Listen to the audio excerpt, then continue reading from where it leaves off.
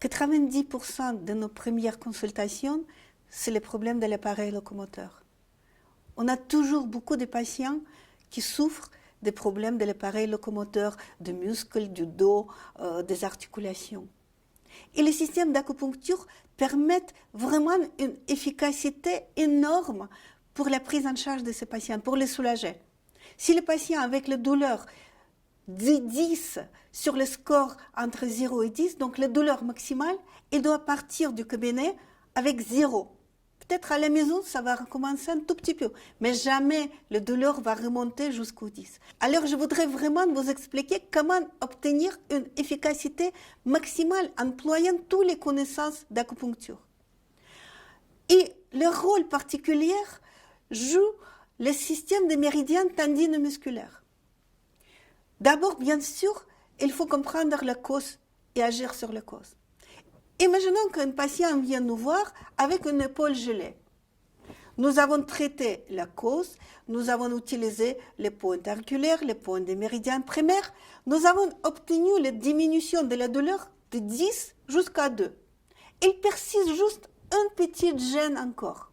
Nous avons besoin complètement enlever toutes les sensations néfastes. C'est là que nous allons utiliser un dernier recours, comme les retouches, les méridiens tendino-musculaires. On va rajouter les points Jing, les points terminales sur les méridiens d'intestin grêle qui passent sur les zones de la douleur. En stimulant ces points et les points douloureux sur l'épaule. C'est ça les méridiens tendino-musculaires. Et en quelques secondes, sans laisser l'aiguille en place, on obtient le résultat final, 0 douleur pour le patient.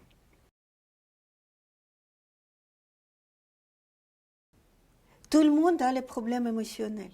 Qui n'a pas eu la peine du cœur ou une émotion très forte ou même le choc post-traumatique? Ces impacts émotionnels agissent sur notre organisme.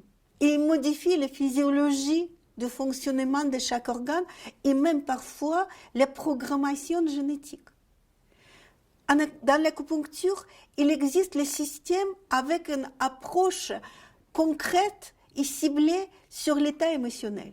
C'est le système des méridiens low, des méridiens de communication, qui permettent de neutraliser cette action nocive des émotions sur le fonctionnement de l'organisme, mais qui permettent aussi de comprendre quelle émotion était vraiment pathologique pour le corps, quelle émotion véritable était à l'origine du développement de maladies et agir sur cette émotion principale. C'est ça le rôle des méridiens low, à la fois diagnostique et thérapeutique pour comprendre en profondeur l'état émotionnel du patient et parvenir pour l'améliorer.